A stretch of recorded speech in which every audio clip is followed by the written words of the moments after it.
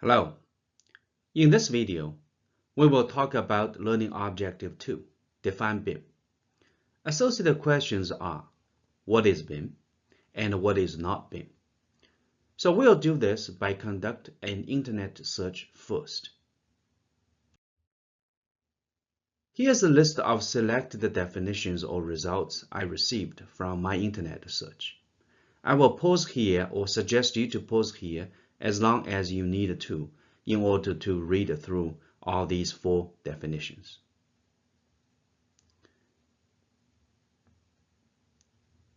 All right, so let's take a look at these four definitions and see what keywords come to your mind, or at least some keywords keep showing up in all these four boxes or in multiple boxes here. I highlighted them in different colors. As you can see, we end up seeing terms such as building information modeling, building information models. We also see keywords such as process, digital representations, virtual equivalents, and also see keywords such as physical and functional characteristics. So let's summarize and paraphrase the definition of BIM from our perspective. First of all, BIM is a process as well as a technological platform. As a process and also with the enabling platform, this process leads to the creation of a digital representation of something. And here something is a facility, being it a bridge, road, or building. And this digital representation is capable of supporting all the activities throughout its life cycle, including design, construction, operation, and demolition. So we view BIM as an intelligent simulation of architecture with 6 key characteristics. First, it's digital. We are not talking about the paper drawings. Second, it's spatial. So every building element has a location and also 3D geometry. Third, it's measurable. Measurable means that we are looking at each individual object. We can quantify, we can measure their dimensions, and we can ask questions about these objects and query and search through. Fourth, it's comprehensive. So comprehensive means that as a resulting digital representation, it should include your design intent, building performance, constructability, and the sequential and financial aspects of means and methods. It should be accessible or accessible. Accessible means that people of the different, remember we talk about the different people from different organizations, they all play a role in a project. They should all be able to access your model. And it's durable, which means it's robust and resilient, and it can be used throughout all phases of your facility life, including starting from the programming to design to construction to operation and maintenance, and finally towards demolition. So let's digest the term or the terms further, right? So the first thing came to my mind is building. So when we think about the building, we can view this building as a noun or as the ing format of a verb. So when we're thinking about it, this actually comes or stems back to build as a verb. What you're going to be looking at is a process. And in this process, we can use this one to represent our construction planning, right? So what you do first, what you construct first, what you construct second. So this is a process. Building as a noun, it refers to a product, an end result. So this product, you can be looking at a design product, right? You have a design of a building. Or it's the product of your construction. So you get the physical building back. So the process of developing this digital representation is modeling. And the end result is the model, right? So the model contains a lot of information, and such information as a digital representation, it shall cover both the physical and the functional logical capabilities or functionality of your end result. So all these together, as a digital representation, it enables communication, coordination, and collaboration through all life cycle stages.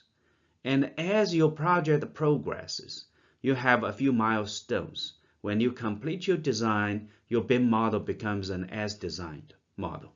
When you complete construction, it becomes an as-built.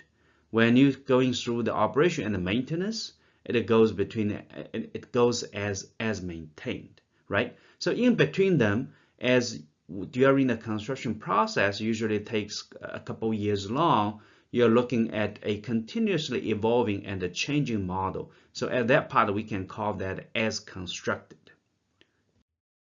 So let's define our own BIM, shall we? Right? We have gone through quite a lot of definitions about the BIM, some interpretation, and the deciphering of the meaning of the terms and putting them together. So let's first look at the BIM. In this core class context, we define BIM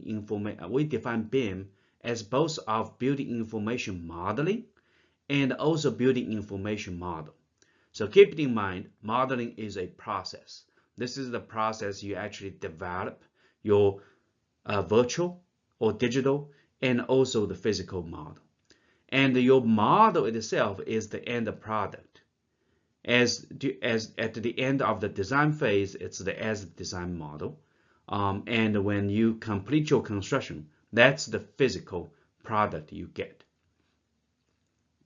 So BIM is a modeling technology and associated set of processes to produce, communicate, and analyze building models.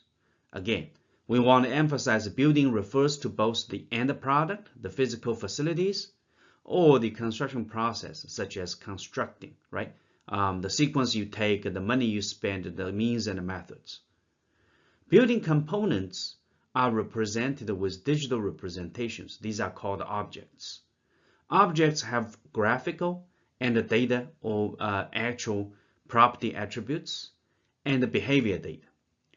Consistent and non-redundant data, such that changes to component data are represented in all views.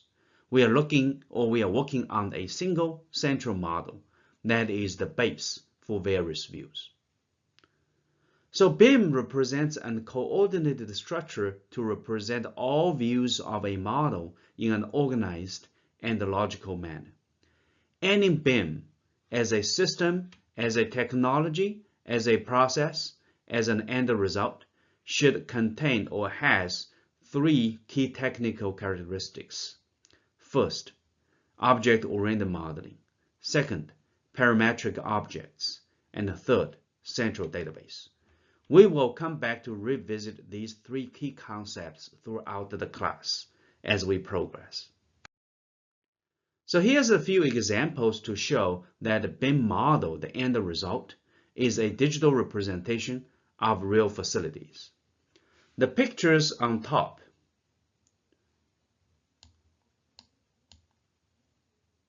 these are the BIM models. These are the models that we design through BIM authoring tools. They look very neat, right? But I hope everybody can tell that they are not the real ones, right? They are not the real ones. At the bottom, we have the construction results.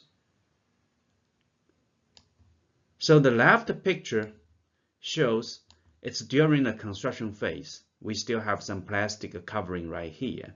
And the right side takes another view angle, and you still have some plastic covering over there. All right, still have some plastic covering over there. So by just looking at these few examples, we have a few observations. First, by looking at the BIM models themselves, we use them in the design phase. What we will be able to see is what we expect to get, right? So this allows us to appreciate what we are going to be getting or know exactly what we are building before before you set the stone or before you set the brick over there. Now, during the construction phase, right? During the construction phase, you can compare your as constructed product to your as built. This allows you to monitor your progress, what has been built already, what is ongoing, what still needs to go onto the job site, and allow you to perform quality control, which means you're comparing your digital model to your physical model, and you get to detect and analyze the discrepancies. And once you complete your construction, the BIM model evolves into the complete as-built model, and this provides rich information during the operation and the maintenance stage, right? So, and the most important part is that it provides information for those covered and also visible components. So thinking about the scenario where you have a pipe leak, and the pipe is buried, inside the wall, so you won't be able to tell what's going on there. And if you don't have a BIM model, you don't have any record, you have no idea what is the type of the model, the specification for the piece that you need to go in and replace the broken one, right? And you won't be able to see it unless you cut it, open that up. This is going to be a very time-consuming process. Now, on the other hand, you look at your digital model, you know exactly what you need. You go to the job site, you don't have to come back again, bring all the necessary components and parts with you and get the job fixed. And if you want to extend that further, you can even simulate the whole processing or the repairing process and gathering all the tools. And you can also optimize the repairing process to reach or achieve the overall systematic optimal performance. So another key concept that is very important, because BIM is a rich information model, it serves as a central model and a database. This central model and database does not only apply to the design phase, allow different disciplines to coordinate and collaborate working on the same model. Rather, it can be extended into the construction phase, as we said many times, right? So here's a few slides to show you that based on a given model in the center right here, given this model right here, you can develop your drawings, your 2D drawings, if you like to see. You can also do quantity takeoff and monitor your cost progress and to do cost control or cost management. You can also look at how much work you need to do, look at your work scope, develop a work breakdown structure, and sequence your activities for your scheduling. And you can also do cost estimating. That's part of the cost management as well. So what's the beauty of having a central database, a central model and a database? As you have a central database, right? So first of all parties are looking at the same thing. Second, all applications are always retrieving the same set of information. And third, you can have a mechanism to integrate them together. You're not just looking at the physical components being built. You can also look at how much I'm spending on each individual component, how much time I spend on each one, and help you identify the problems and also secure all the material supplies onto the job site in real time. And BIM oftentimes is also the base that supports a concept called the lean construction, something very similar to just the in-time production system. So object-oriented modeling and the parametric modeling, right? These are also very important. These are actually the essential concepts behind the modern day building information modeling.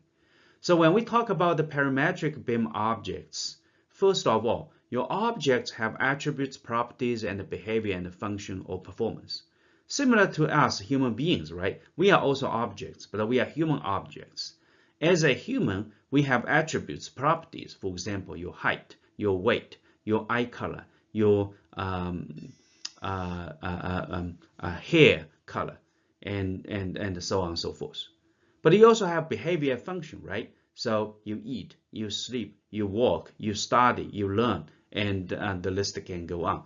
BIM objects, they are intelligent objects. They can do similar things. Now, when we talk about the parametric rules, right, or parametric modeling, so parametric modeling is based on parametric rules. These rules enable objects to automatically modify associated geometries as necessary. So for example, a door fits automatically into a wall. This is part of topological rules.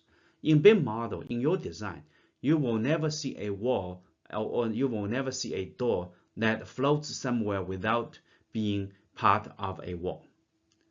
A wall automatically resizes itself to butt to a ceiling or roof. This is also topological rules. A wall automatically resizes itself based on dimensions. This is called the geometric rules. So if you specify the height, the width, the thickness of the wall will adjust its size automatically. So the list can go on. Parametric rules and object-oriented modeling allow the modeling work in BIM to be extremely efficient and rewarding. So we talk about the BIM, right? So what is not BIM? Well, models that contain 3D data only and no object attributes. Models with no support of behavior. Models that are composed of multiple 2D CAD reference files that must be combined to define the building. Models that allow changes to dimensions in one view that are not automatically reflected in other views, and so on and so forth. So the key point of what we are saying here is that if your practice or if your models are not object-oriented, are not parametric modeling enabled, are not a central database, then it's not BIM. All right. So let's pause and take an exercise, do a case study, a case analysis. And for this one, I will not read through the whole case study. I suggest that you pause and read and complete this case study on yourself and submit it after class.